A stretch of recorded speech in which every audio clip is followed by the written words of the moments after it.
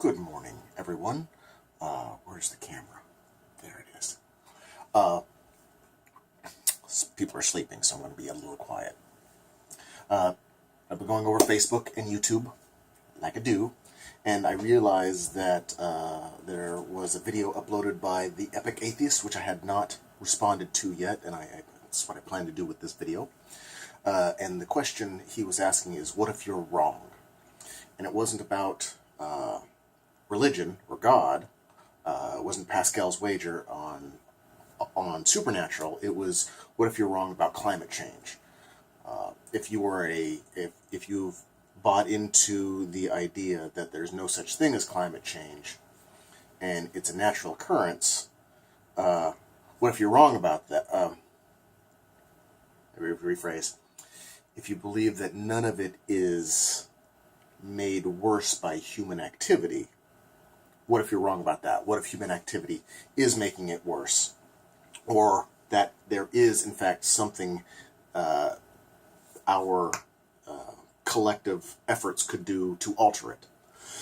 So whether it's human-made or human-assisted or not, there's a lot of people, or there are people that would have you believe that there's nothing that humanity can do to affect the environment either positively or negatively. Morning. Which I think stating it that way is probably a little more telling. Because I think in general most people would, if you explain that way, that do you believe that there is nothing that the human race can do to affect the environment, either positively or negatively? I can't imagine there's many people that would say that that's not possible. I made a video a while ago asking, well, if or suggesting that if we launched all of our nuclear warheads, might we then affect the environment, either positively or negatively? And of course, if you launch all the nuclear warheads, the environment is going to change dramatically. So it's, to me, obvious that, of course, the human race is extremely well suited to change the environment. For the last several hundred years, we've been changing the environment to conform to our wants and needs.